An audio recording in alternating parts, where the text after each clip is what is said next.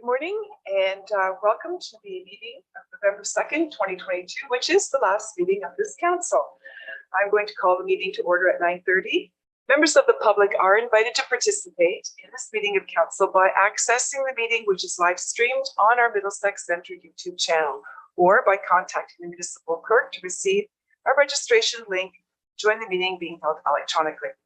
Members of the public may also attend the meeting in person at Coldstream Community Centre, located at 10227 Gilderton Road in Coldstream. There are no additions to the agenda. I'll look to council members. Does anyone have any hearing interest to declare? I see no hands. So we also don't have any delegations or presentations of petitions. So I'll look for a mover and a seconder that the minutes of October 12th council meeting be adopted as printed. Councillor Arts, Councillor Heffernan, is anyone opposed? I don't see any hands. So moving on to the consent agenda. We have 5 items on the agenda today. Is there anything here that a council member would like to comment on or remove from the action? Questions about? Yes, Deputy Mayor Brennan. Yeah, to you, Madam Mayor. I see Eric here. The annual drinking water or MECP, can you just give us a high end overview about all that stuff that went on, please?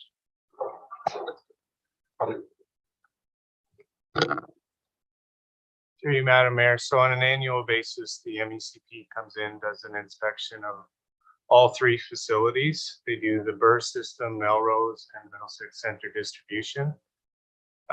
They do a thorough inspection. They look at all our records, look at all the process equipment, double check everything against regulation 170, 129, 128. And they identify any non-conformances or any opportunities for improvement, as well as any suggestions that they may have for best practices. We came out pretty good this year. There was a couple of items that they identified, but we had already had them resolved prior to the inspection, and they'll just come in next year, do the same routine, and just verify that we're actually saying what we're doing with the improvements that we made to the little items that occurred this year. I know the Burr and Melrose are off wells. Is there any concerns there with what's going on there? I know those are the high priority ones, and most likely anything's going to happen. Is everything good there with them? Yeah, through you, Madam Mayor. We do monitor the raw water supply at both locations, and they are showing good, clean water. Burr and Melrose do have a sodium advisory on them right now, and that's a continual, seems to occur every 5 years when we have to do the sampling. And it's just salt, calcium carbonate is naturally occurring in groundwater in those areas. The Burr, they're not, the limit is 100. The recommendation from the medical officer of health is 20 milligrams per liter. I believe the Burr, don't quote me, but I believe Burr is like 28 milligrams per liter, and the Melrose is a little bit higher in around the 50 milligrams per liter. So we do put a notice out to all residents. Operations staff hand deliver notices to every resident in the community. We put it on the website, and that's a notice that's given to us through the medical officer of health. That update. Is there anyone else who have clarification or questions? Councillor Heffernan? Mayor, I just wanted to mention the first one, which is continuous improvement program. I thought it was, it's very good to ask the staff, because lots of times people on the ground have ideas for stuff, and I'm really happy that the directors and everybody is listening to because then it pulls in the people, it makes them feel committed more to their jobs and to the community. Did you want to add anything to that? I know that my impression is from some of the updates that there's a real flow of information going up and down. It's actively pursued. So if you want to Sure. comment? Through the chair to members of council, I just echo what Councillor Heffernan said. This is an opportunity in a program that we established a couple of years ago.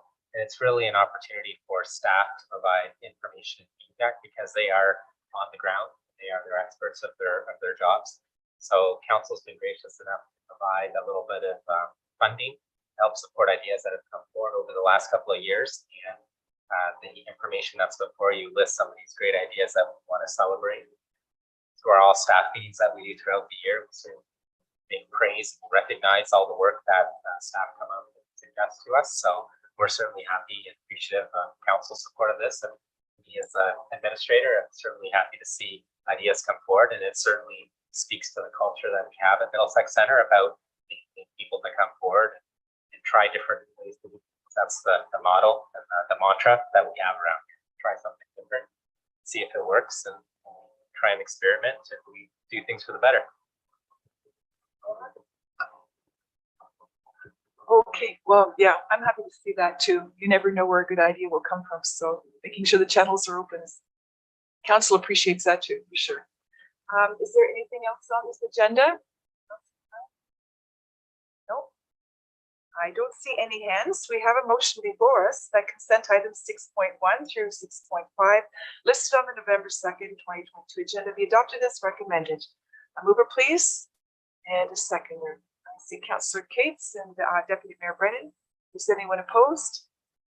Seeing no hands. Okay, and thank you for coming, Eric. Thank you.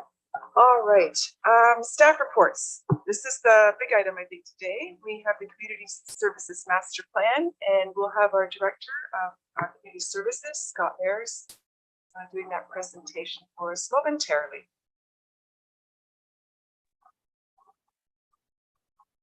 Good Good morning. morning. Yeah, the floor is yours as you wish to start. Thank you, Mayor. Through the mayor to members of council, I'm pleased to present the Community Services Master Plan for the next 5 years, from 2023 to 2027.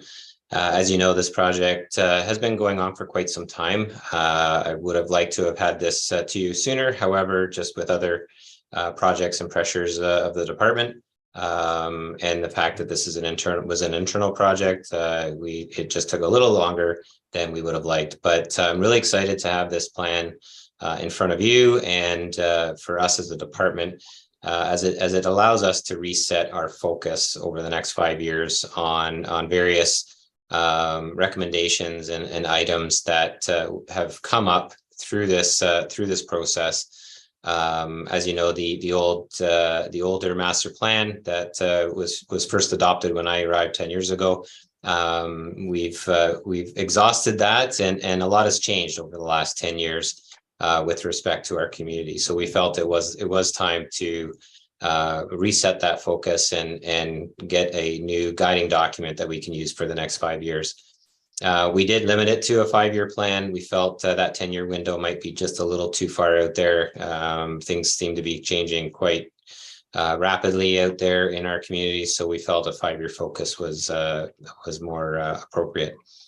The plan itself, we've utilized, as many municipalities have in the past. We are utilizing the framework for recreation in Canada that was adopted in 2015.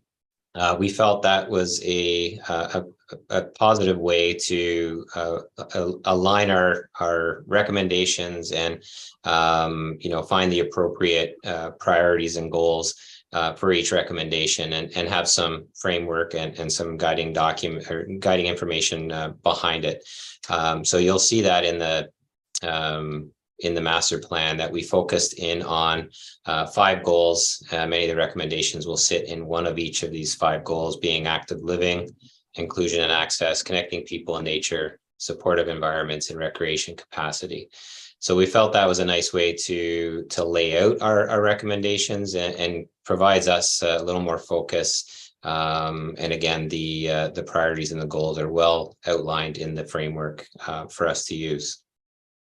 We had over the last year and a half, we have had significant community engagement. We did the master plan survey with which we had a great response, 841 surveys. We had a great completion rate there and a lot of information, not just the stats coming in from the various questions, but just general notes and comments. And I think we have a good handle on what the community would like to see with respect to community services and recreation and our parks and facilities. And that was a positive response with that survey. We did host 2 public information centers where we gathered more feedback. We've set up tables at the farmers markets where we had some great conversations with residents as they were attending the market, and pulled some information there. And our community services advisory committee has been engaged multiple times, as our 2 councillors can attest, especially over the last year with respect to this and the recommendations that were coming forward. And then along with a number of our internal stakeholders, minor sports groups, service clubs, et cetera. We didn't get them all. We tried, but we were able to get about 65% of those stakeholders to meet with staff and engage with them. Happy to report this was an internal project, so the cost to deliver this project was minimal.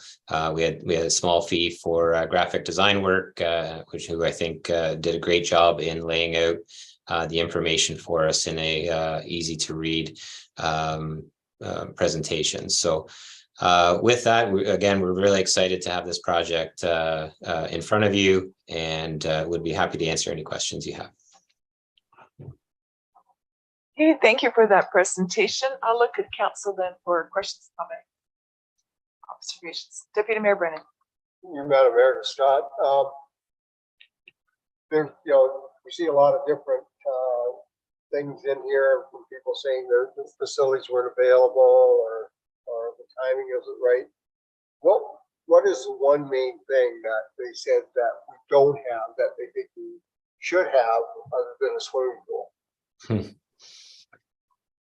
Through the mayor, again, it kind of lays that out in the one graph. I think we did put a little bit more emphasis on recreation programs in the survey. We wanted to really hear what's lacking. Is there a gap there that we need to be filling with respect to recreation and culture programming? So that came forward. That was quite prominent. Of course, things like pickleball, off-leash dog parks were some of the other big ones. It was challenging to sift through. I mean, there's lots of great ideas, and the community has lots of things they would like to see, but sifting through that and really trying to focus in on what projects can we realistically achieve, both from logistically and physically, but also affordability. So although there's 38 recommendations here, these are simply recommendations. Each one of these will have, when it comes time, when we lay out our annual departmental work plan, each one of these will have a further lens put on it from that affordability. Further engagement will take place because a number of them are, again, they're recommendations, but there's still a lot of work to do within each of those. So I do want to make that clear, that although they're in front of you today, that does not mean we may not end up doing some of these, and that just would come down to affordability. So there's lots of things to unravel here. Like I said, the survey was well received, lots of great ideas, but those are the few items that really stood out to me. I don't. Councillor Cates. Through you, Madam Mayor Scott, I just want to say I think that it's very well done. And I think that you've touched on everything that I can think of that everybody's always commenting on. So I think it's a very good tool to be able to share with everybody. Thank you. And Councillor Heffernan. Through the Mayor Scott, I just have a couple of clarification questions on. It says in the report somewhere, which I didn't write down what page, there's 259 acres of municipal forests and woodlands. Does that include the Conservation Authority Through the mayor, no, it would not.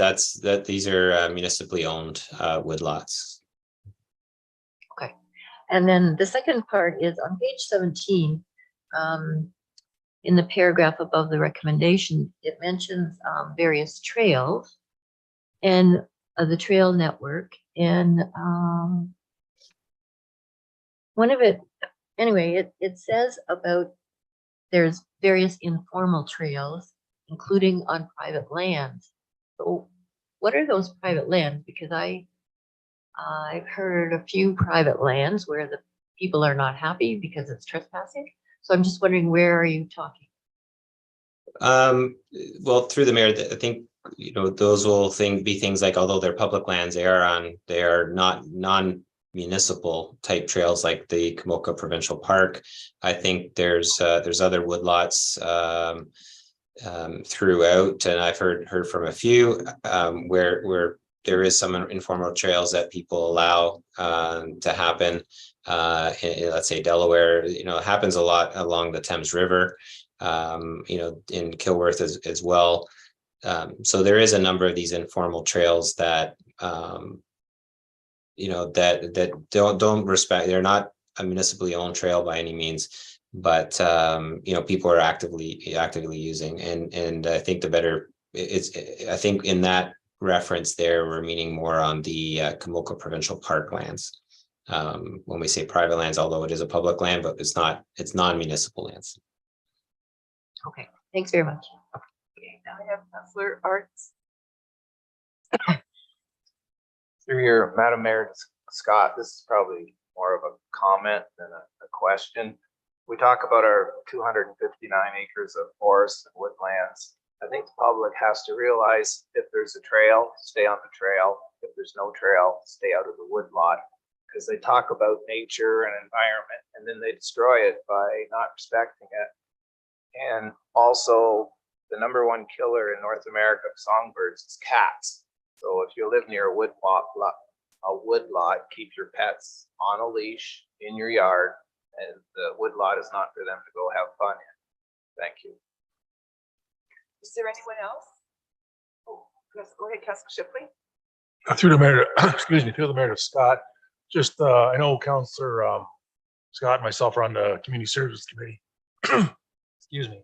We had a lot of input into this report. I think Scott and his team have done a great job on this, and a lot of help from Heather and that. And the biggest thing, I was initially on the budget committee, I didn't want to see anywhere from $50,000 to $100,000 spent on this project. We got in for $2,800 over and above what Scott's time and his team had into this. I think it's an excellent report, and I don't think we would have got done any better by a consultant. Thank you. Okay, thank you. I don't see any hands, so we do have a motion before us. That report CMS 17/2022 regarding the Community Services Master Plan 2023-2027 be received, and that the Community Services Master Plan 2023-2027 be adopted and approved. If I could have a mover, please, in a second. Councillor Scott and Councillor Cates. Is anyone opposed? And seeing none, that is carried. Thank you for the work, and thank you for that report. It's well done, and we'll look forward to seeing the implementation over the next time periods. So, all right, I see Rob, our Director of Public Works and Engineering, is just popped up on the screen. The next item has to do with Garden Ave and Wellington Street reconstruction, and you'll be providing an update. Of course, yours, when you want it. Great, thank you. Thank you. Good morning, everyone. So this is a report on the reconstruction of Garden Ave and Wellington Street and portions of York Street. This is just a report to provide council with a bit of an update as to where we sit construction-wise and on budget. This was one of our major undertakings this year, and originated back in 2019. It was a project that came in well over the projected budget, and we went to council for approval of the reconsideration of the budget. So I wanted to provide just kind of an update as to where we currently sit. So this, like I said, this originated back in 2019 with an RFP to Stantec, or that was released, and Stantec was awarded the design component of the project. There were some different delays along the way, some scope changes as a result of some issues with the outlet location to the Thames River because of a species at risk in the area. So consultation with the two conservation authorities involved. There's some archaeological work that was required. We worked with Stantec, and as we were working through the project, we had come to a point where we decided that it made sense to incorporate water main along Wellington Street, or sorry, reconstruct and upsize water main along Wellington Street, knowing that it would be necessary in the future, and that it made sense to coordinate it with this existing project. And then we got to a point where we did finally move into tender, and the tender prices came back significantly higher, and with only two bidders on the project. The tender came back at 3.6 million, which was well over the final estimated budget. So the good news is the project has gone smoothly on the construction side. The construction ran more or less on schedule the entire time. JR did a great job. They worked well with the residents, and including Stantec's inspector. We received many positive feedback from residents in the area regarding the interactions with both the contractors and the inspector that was on the site for Stantec. There's always a few little bumps in the road, so I won't say everything was perfect, but by and large, it ran very well. The other good part of that with it running smoothly and on schedule was that the amended budget, that we've remained within that. There is some carryover work into 2023, which in large part is the final asphalt lift, or the surface asphalt. But looking at our projection into 2023 and the costs that remain, we'd look to come in under the amended budget by nearly $200,000. So that's very positive. Also, on the consulting side, we knew there was a number of scope changes along the way, or that were going to require some additional fees to be incurred by Stantec. So the 2022 budget had accounted for that, including our geotechnical work to support the construction. So looking at what has been required to date, again, on that side, we're looking, even with the projection into 2023, that will remain under that amended scope for that as well. So that amended budget, sorry. So by and large, the construction and the project has been very positive. Now that it's operational, it will facilitate the flow of storm water directly to the Thames River instead of through the Forsyth drain. So it's going to take a lot of the demand on the Forsyth drain and redirect that to the west, which will help some of those areas in Delaware that have seen surcharging of the system in the past under large rainfall events. So we're really hoping that overall this is a positive outcome, positive impact on the community as a whole. So happy to answer any questions if council has any, but hopefully that gives you a good high-level update. Okay, thank you for that presentation. I see that Councillor Scott has his hand up. Start with you. Thank you, Matt. Through you. Yeah, I see things are looking like they're getting them back. They're pretty good now. The grass and the sod's all down, stuff like that. One thing I was going to ask is construction signs that are around in various places. I'm assuming they'll be taking them down shortly before winter. Yeah, they'll clean those up for the winter time. Yeah, and then they'll probably have to put some up again next spring or early summer, whenever they come in to do the top asphalt. Victoria Street. Oh, okay. Sorry, you were cutting out there a little bit, Rob. Nope, sorry, Councillor Scott. Yep, sorry, you're a little bit choppy for me as well. But yeah, those signs will be taken down for the winter. Okay, thank you. Okay, anyone else? Yes, Deputy Mayor Brennan. Madam Mayor Scott, Rob. I see in here that, we did a lot of work, putting water mains in and everything else. Did we put a sewage line in there when we were redoing all this so that it's there for future, or will you have to rip everything up, put that in later?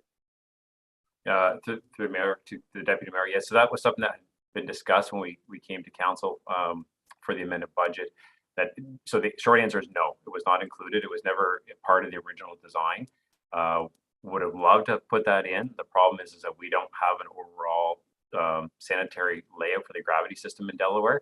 So it would have been a best guess. And if we would have put it in at the wrong elevation, it would have just been a waste. So unfortunately, it's something that will have to go back in, or will have to be installed in the future when the time comes. Anyone else? I don't see any hands, so we do have a motion before us that the report PWE number 42, 2022 regarding Garden Ave and Wellington Street reconstruction update be received for information. Mover please, and seconder. Councillor Arts and Councillor Scott. Is anyone opposed? Being none, and that is carried then. Okay, now we have item 8. There are no notices of motion, so moving to correspondence. Are there any items here that anyone would like to comment on, ask about?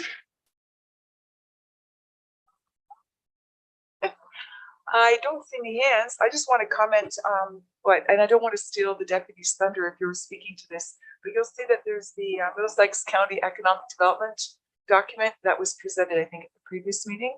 But I think this is something that's worth reading. There's a lot of content and programs, including community improvement programs and videos that have been, like, the list is very long.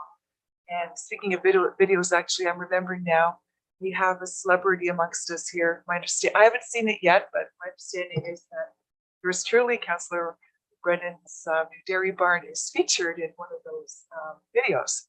So if there isn't anything else in that list, then we do have a motion before us. And that is that the Council for the Municipality of Middlesex Centre receives correspondence items number 9.1 through 9.7 listed on the November 2nd, 2022 agenda as information. Mover please. Councillor Heffernan, Councillor Cates. Anyone opposed? I don't see any. Okay. Other business. Oh, County Council update. Is there anything you wanted to speak to? No, not a lot, just that the ambulance service continues to have problems. Offload delays have increased 122%. Call volumes up 6.1%, and it's just I'm not sure how we're going to solve it. It's a major problem now. We are still maintaining the service is still maintaining its response time within the limits that they are allowed, so we're still meeting goals, but it's becoming more and more difficult.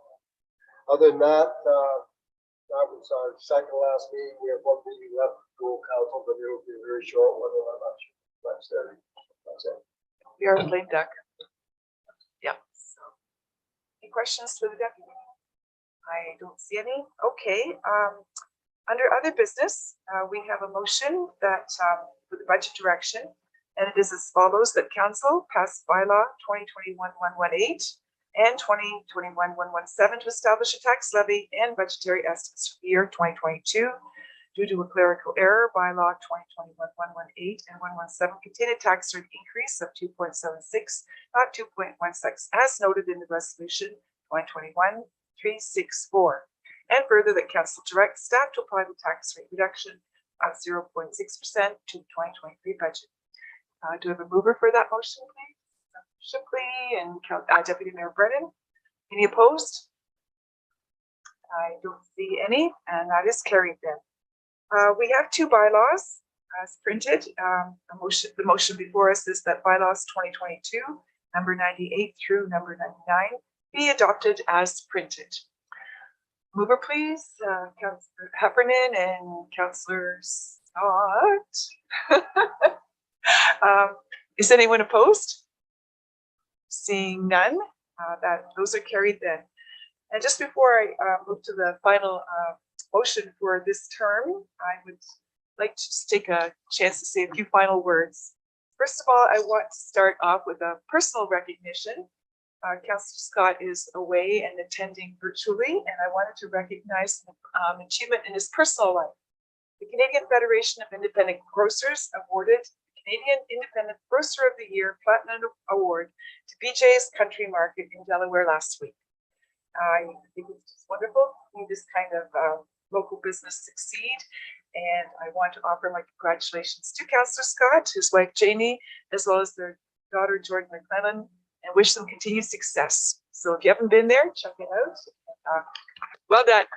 Okay, And also on the occasion of this last meeting of our 2018 term, I would like to extend all of my thanks to all of the people around the Horseshoe and all of our wonderful staff. This was a term that none of us could have foreseen, and as it grows more distant in our memories, and we gain more perspective, we also know that although some of the changes we made were temporary, others have become permanent. And that was a good thing because the opportunities to modernize service delivery and how we work have altered ways that have afforded us improvements in effectiveness and efficiency. So there's, I guess, a silver lining to everything that comes through in an organization. So one of those examples is virtual meetings, which we're doing a combination of today. Many of us are glad that we're moving into more personal contact. It's a good way of doing things, in my opinion, too. But we have made these council accessible to public, which is a good thing. So the transparency and the record that is online on YouTube, make sure that residents can attend at a meeting whenever and as they wish. Your contributions and your efforts around the Horseshoe and in your offices have added to positive outcomes we experience going forward, and your willingness to serve the community, to dedicate all the extra time and effort that was required during the last 4 years made a difference to our residents and assisted in successfully navigating a very difficult time. So I'm deeply grateful to each and every one of you, members of council and staff. Thanks again to all of you. And I'm looking forward to the opportunity to continue our work together and serve this wonderful council in our upcoming term. So wishing everyone a great day and a little break before we get started on all the work that we have coming up. Thank you. And with that, I will ask for a motion of adjournment. And that is that the council meeting for Middlesex Center adjourns November 2nd, 2022 council meeting at 10:02 p.m. Mover, please. Deputy Mayor Brennan, Councillor Kate. Is anyone opposed? Seeing no hands, thank you, and we'll